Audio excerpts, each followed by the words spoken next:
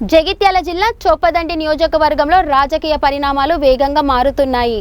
కొడిమేల మండల కేంద్రంలో నిర్వహించిన పాత్రికేయ సమావేశంలో కాంగ్రెస్ సీనియర్ నేత పిడుగు ప్రభాకర్ రెడ్డి తన అనుచరులతో కలిసి పార్టీకి రాజీనామా చేస్తున్నట్లు ప్రకటించారు. ఎమ్మెల్యే మేడిపల్లి సత్యం గెలుపు కోసం రాత్రింబవలు కష్టపడిన కార్యకర్తలకు కాకుండా ఇతర పార్టీల నుంచి వచ్చిన వారికి ప్రాధాన్యత ఇస్తున్నారని ఆయన ఆవేదన వ్యక్తం చేశారు. పూడూరు ఖాదీ భూమి వ్యవహారంలో ఇచ్చిన హామీని ఎమ్మెల్యే నిలబెట్టుకోలేదని దుయ్యబట్టారు.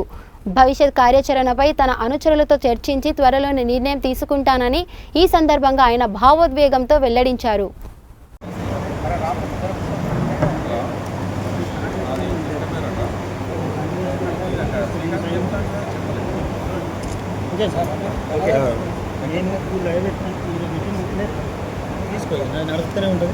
ఎంతసేపు అన్న మాట్లాడాలి.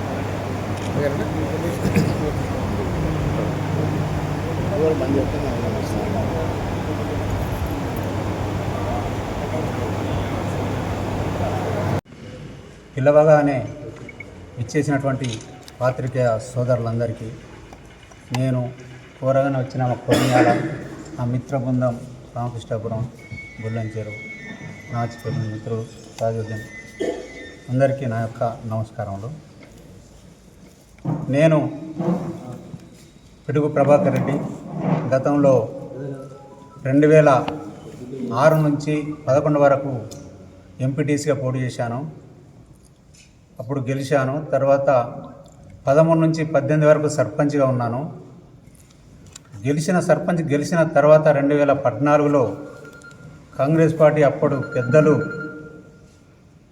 మాజీ మంత్రివర్యులు జీవనన్న గారు మరియు పొన్నం ప్రభాకర్ అన్న గారి ఆధ్వర్యంలో 2014లో కాంగ్రెస్ పార్టీలో చేరడం జరిగింది. అప్పటి నుంచి కాంగ్రెస్ పార్టీకి ఏ పార్టీ ఏ క్యాండిడేట్ పెట్టినా దాని కొరకు ఎంపీ కానీ ఎమ్మెల్యే ఎలక్షన్లు కానీ పనిచేసుకుంటూ నా వంతు ప్రయత్నం చేశాను. అదేవిధంగా 2019లో కాంగ్రెస్ పార్టీ జెడ్పీటీసీగా నన్ను పోటీ చేయమని అప్పుడు టీఆర్ఎస్ గాడుపులో టీఆర్ఎస్ హవాలో పెద్దలు జీవనన్న గారు కానీ ఇప్పుడున్న గౌరవ ఎమ్మెల్యే సత్యం గారు కానీ అప్పుడు పోటీ చేయడం అంటే నేను పోటీ చేయడం జరిగింది. దాదాపుగా 10,000 ఓట్ల వరకు అప్పుడున్న పరిస్థితుల్లో రావడం జరిగింది. అప్పుడు భయపడి ఒక 4 ఎంపీటీసీలు కూడా లేకుండ్రి, అంటే పోటీ చేయడానికి భయపడ్డరు, చేయలేదు మా తరఫున. అంటే అట్లాంటి పరిస్థితుల్లో కాంగ్రెస్కు అదేవిధంగా గౌరవ ఎమ్మెల్యే గారి గెలుపు కోసం కూడా నేను ఇంటింటికి మండలంలో ఊరూరుకు కూడా తిరగడం జరిగింది. వారి గెలుపు కూడా నా పాత్ర కూడా ఉందని అందరితో పాటు నేను కూడా కష్టపడ్డాను. అయితే అప్పుడున్న ఎలక్షన్ల గట్ట ముందు నాకు ఈ సత్యం గారు అన్న జనరల్ కొడిమేల ఏదొస్తే నువ్వు సర్పంచ్ వచ్చినా జెడ్పీటీసీ వచ్చినా నువ్వే అన్న అని నాకు ప్రమాణం పూర్వకం కూడా నాకు చెప్పడం జరిగింది. అప్పుడు ఎమ్మెల్యే ఎలక్షన్ గట్ట ముందు కూడా. అదేవిధంగా నేను ఆయన గెలిచినాక కూడా నేనేం ఫైరోలకు పోలేదు, వర్కులకు పోలే. ఆయన దగ్గరికి క్యాజువల్గా వస్తూ మండలంలో వస్తే ప్రోగ్రాంలో పాల్గొందుంటి, ఆయన ఎంబడి ఉండుంటి నేను. ఎందుకంటే సరే వాళ్ళకు అనుచరులకు ఇస్తాడు కదా, నాకైతే జనరల్ ఏదో ఒక పని అంటే సర్పంచ్ కానీ జెడ్పీటీసీ కానీ హామీ ఇచ్చింది కదా, అదే ఇస్తారు కానీ ఉద్దేశంతో ఏనాడు కూడా ఆయనను డిస్టర్బ్ చేయలేదు, పని కూడా అడగలేదు ఎప్పుడు. అట్లాగే సర్పంచ్ జనరల్ వచ్చింది. జనరల్ వచ్చిన తర్వాత నేనున్ను అప్పుడు మిత్రుడు చంద్రమోహన్, అజిత్ అందరం కలిసి కూడా ఎమ్మెల్యే దగ్గర పోయినాం. జనరల్ వచ్చినాక అన్న పరిస్థితి ఏం జనరల్ వచ్చింది, పోటీ చేస్తాను నేనంటే అన్న ఆలోచిద్దామన్నాడు. లాస్ట్కి ఏమన్నంటే సర్వే చేయించు, నాకేమన్నా అనుకూలంగా ఉంటే నేను చేస్తాను, నన్ను ఊకుండమంటే కూడా నేను సర్పంచ్గా నేను ఊకుంటాను కూడా ఆయనకు స్వయంగా చెప్పడం జరిగింది. నేను అదే సరే అన్న మాట్లాడదాం ఇది అన్నాడు. అప్పుడు దాటేసినాం, వెళ్ళి వచ్చినాం. తర్వాత ఒకవేళ మళ్ళీ ఫోన్ చేస్తే ఒకవేళ పోటీ చేస్తానా ఇద్దరం ఉంటాం, ఇద్దరం కాంగ్రెస్ వాళ్ళమే, మీరు ఎవరికి ప్రచారంకి రావద్దు అని కూడా చెప్పిన. సరే అన్న అన్నాడు. తర్వాత మాట మార్చి ఆయనే కాంగ్రెస్ ఉన్న నాయకులకు, ఇక్కడ ఉన్న నాయకులకు స్వయంగా ఫోన్లు చేసుడు, తింపడం, స్వయంగా ఆయననే రావడం, వచ్చి సరే ఏదో వచ్చిందంటే క్యాజువల్ ఒక్కరోజు ఏదో వచ్చింది అనుకున్నాం. చివరి వరకు అంటే ఆయన గెలిచే వరకు ఇక్కడే స్వయంగా ఉండి ఆర్థికంగా సాయం చేసుకుంటూ వార్డు మెంబర్గా తిరిగినట్టు ఒక వార్డుగా తిరుగుకుంటూ కొడిమ్యాలని అడ్డేయడం జరిగింది ఈ ఎమ్మెల్యే గారు. అంటే నీకు 6 మండలాల్లో ఏ సర్పంచ్ లేని అంత ఇంట్రెస్ట్ ఒక కొడిమ్యాలని చూపించడం జరిగింది. అందుకొరకు ఈ ఎమ్మెల్యేకు జనరల్గా ఏంటంటే రాగానే డోర్ తీసుకోవాలి. వాటికి ఎమ్మెల్యే వైఖరికి నిరసనగానే కాంగ్రెస్ పార్టీకి నేను రాజీనామా చేస్తున్నా. అదేవిధంగా ఏదైనా ఇష్యూ అడిగితే కూడా ఇక్కడ రైతులు వడ్లు కోసారు. వడ్లు కోసిన తర్వాత చాలామంది మనకు ఫోన్ చేశారు. ఎందుకంటే కాంగ్రెస్ పార్టీలో పనిచేసినాం కాబట్టి, ఏందన్నా మీరు ఈ వడ్ల కాడ జోకులు లేదు, జోకిన 3 కిలోలు అంటారు బస్తాకు, ఇది ఎక్కడ న్యాయం అంటే నేను బీట్లే విజిట్ చేయడం జరిగింది. చేసినాక ఇదేం పద్ధతి అని మాట్లాడితే కూడా ఎమ్మెల్యే స్పందన లేదు. మా మిత్రులు అప్పుడు నేను సర్పంచ్ ఉన్నప్పుడు వార్డు మెంబర్ ఉన్న జంగ మలేశం కూడా ఫోన్ చేసిండు. లౌడ్ స్పీకర్ పెట్టి కూడా రైతుల ముందరనే మాట్లాడిండు. అన్న ఏంటంటే రైస్ మిల్లను దన్నుపోరు మీరు అని ఈ సమాధానం వచ్చింది. దన్నుపోరు నేనేం చేస్తా, రైస్ మిల్లను దన్నుపోరు అని. అలాగే చాలా సమస్యలు ఉన్నాయి. ఎలక్షన్ల కంటే ముందు అన్నీ చెప్పిండు. ఎందుకంటే ఇక్కడ పంప్ హౌస్ దగ్గర బ్రిడ్జ్ ఉండే రైతులకు కానీ అక్కడ పోయే విలేజ్ కానీ చాలా ఇబ్బంది అవుతుంది. ఆ బ్రిడ్జి కట్టాలని చెప్పి కూడా నేను అప్పుడు చెప్తే కూడా ఎలక్షన్లలో కూడా ఆయన వాగ్దానం చేసిన కడతా అన్నాడు. దూరగుంట అక్కడ ఆ ల్యాండ్ కూడా ఉన్నది. జాయింట్ సర్వే చేసి అక్కడ బీట్ చేస్తే రైతులకు ఉపయోగపడుతుందని చెప్తే కూడా అప్పుడు ఎలక్షన్ ముందు అన్నీ చేస్తా అని చెప్పిండు. కానీ దాని ఇంతవరకు ఊసే ఎత్తలేదు.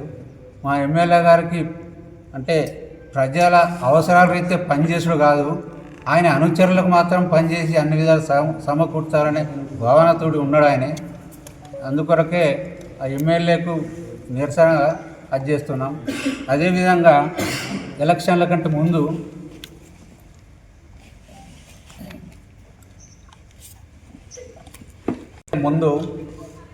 ఆయన టీఆర్ఎస్ నాయకులు మన పక్కనే ఉండే అప్పుడు ఎక్స్ఎంపీ రాయ నరసింహారావు గారు వారు టీఆర్ఎస్లో ఉండరు, మేము కాంగ్రెస్లో పనిచేసినాం.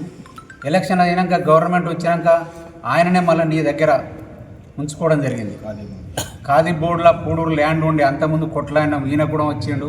ఖాదీ బోర్డు ల్యాండు అది పద్మశాలగా చెందాలి, పద్మశాలగా చేస్తా నేను తప్పకుండా అని చెప్పి ఎమ్మెల్యే కాకముందు ఈయన వాగ్దానం చేసినాం. పెద్దలు అప్పుడు జీవన్ రెడ్డి గారు కూడా వచ్చి అందరం పూడూరులో నిరసన తెలిపినాం ఖాదీ బోర్డు వేరే పోవద్దని. కానీ అట్టి దాన్ని పట్టించుకోకుండా అదే రా నరసింహరావును నీ దగ్గర చేర్చుకొని ఇప్పుడు ఖాదీ బోర్డు ల్యాండ్ మర్చిపోయినావు. ఇంతవరకు ఖాదీ బోర్డు ల్యాండ్ పద్మశాలి సోదరులకు అప్పచెప్పలే, ఖాదీకి అప్పచెప్పలే. ఆయన్ని ఎంబడేసుకొని తిరుగుతున్నాం మళ్ళా. అంటే అది ఎంతవరకు కరెక్టు మీరు ఆలోచించుకో ఎమ్మెల్యే గారు. వాస్తవంగా ప్రజలు అంతా అమాయకులు అనుకుంటున్నావు. ప్రజలు అవసరాల రీత్యా దెబ్బ కొడతారు. అది జాగ్రత్తగా నువ్వు గమనించుకో. ఎందుకంటే చీకటి ఒప్పందం మీ ఇద్దరి మధ్యలో ఏం జరిగింది? ఖాదీ బోర్డు ల్యాండ్ ఎడిపోయింది అసలు. అప్పుడు మిత్రులు తాజుద్దీన్ వీళ్ళందరూ నాచిపిల్ల చాలామంది అది చేసినప్పుడు నీకు మంచి మెజార్టీ వచ్చింది. గెలిచిన తర్వాత టీఆర్ఎస్ వాళ్ళని ఎంబడేసుకొని తిరుగుతున్నావు. అది ఎంతవరకు కరెక్టో నువ్వే ఆలోచించుకో. నీకు పనిచేసి సీనియర్ ఉన్నోళ్ళు ఎవరిని అయితే అందరిని పక్కకు నెట్టుకుంటూ నీ ఆన్సర్లను ముందుకు తీసుకొస్తున్నావు. అదేందో ఆలోచించుకో. నువ్వు ఎంత చేసిన అధికారం నీ ఎమ్మెల్యే, నువ్వు ఎన్ని చేసినా ఒక ఇండిపెండెంట్ అభ్యర్థిగా నాకు మా మిత్రులు అందరి సహకారంతో దాదాపు ఒక 1500 ఓట్లు వచ్చినాయి. నువ్వు ఎమ్మెల్యే ఉండి నీ పవర్ అంతా ఉపయోగించినావు, సంఘ భవనాలు అన్నావు, వాడబాట కట్టుకు అందరినీ బెదిరించినావు, వ్యాపారస్తులను బెదిరించినావు, నాకు తిరిగేటోళ్ళందరికీ ఫోన్లు చేసినావు తిరగకుర్రని. అంతెందుకు ఇప్పుడు ఏదో రిజైన్ చేస్తున్నా అంటే కూడా పోతాడు కావచ్చు వేరే పార్టీలు అంటే ఎవరు పోకుర్రు అనుకుంటా అందరి మీద ఎఫర్ట్స్ నీ అనుచరులతో దింపిస్తాను. ఈనాడు వట్టి సమావేశానికి కూడా వస్తే కూడా అందరికి ఫోన్లు చేసి మీరు పోవద్దు, ఆయన ఎంబడి పోకుర్రి, ఇంకో పార్టీకి పోకుర్రి అనే భావనతోటి దింపిస్తున్నావు. ఇది పవర్ ఉంది, అధికారం ఉందని చూస్తున్నారు జనం కూడా. ఇప్పుడు రాకున్నా జనం మనసులో ఆల్రెడీ ఉన్నది ఫిక్స్ అయ్యారు. అది కొద్దిగా పవర్ తగ్గినాక ఒక 6 నెలలు ఏడాది ముందడాన్ని ఎంబడి ఉండడానికి కూడా మా మండల ప్రజలు సిద్ధంగా లేరు. అది గమనించుకో ఎమ్మెల్యే గారు. ఇప్పటికైనా ప్రజా అవసరాల రీత్యా ప్రజల కొరకు పనిచేయి, చేసిన వాగ్దానాలు నెరవేర్చడానికి కొరకు పనిచేయి నువ్వు. కానీ నువ్వు నీ అనుచరులకే పనిచేస్తే ప్రజలు కూడా అన్ని ప్రతి ఒక్కటి గమనిస్తారని చెప్పి గౌరవ ఎమ్మెల్యే తెలియజేస్తున్నాం. అనుచరులు చేసిన తప్పులను కూడా కవర్ చేస్తున్నాం. నీ అనుచరులు ఏ తప్పులు చేసినా అవన్నీ కవర్ చేస్తాడు. చివరికి ఇప్పుడున్న సర్పంచ్ సీఎం రిలీఫ్ ఫండ్ చెక్కు బినా మా చంద్రమోహన్ వాళ్ళ డ్రైవరు ఈడే అప్లై చేస్తే ఆయనకున్న చెక్కు ఇంకొక సేమ్ పేరు మీద ఉన్నది విత్డ్రా చేసుకొని పైసలు తీసుకున్న వ్యక్తి నీ అనుచరుడు. అది నిజం కాదా? మొత్తం యూట్యూబ్లలో వచ్చింది, న్యూస్లలో వచ్చింది అన్నీ. అంటే ఏ తప్పులు చేసినా నీ అనుచరులు ఏది చెప్పినా అది మాఫీ. ఈ మధ్యలో ఒక మిత్రుడు ఏదో అంటుండేదో 2 లక్షలు కోనపూర్ ల్యాండ్ ఇష్యూలో ఎంఆర్ఓకి అడిగారని. అంటే ఇసొంటి అనుచరులు ఎన్ని తప్పులు చేసినా వాళ్ళను వెన్నంటూ ఉంటున్నావు. అది పద్ధతి కాదు. ఎమ్మెల్యే గారు బాగా ఆలోచించుకో. నువ్వు ఎంత ఇది చేసినా ప్రజా వ్యతిరేకం నువ్వు అది చేయలేవు అని చెప్పి ఈ సందర్భంగా నేను గౌరవ ఎమ్మెల్యే గారు చెప్తున్నా.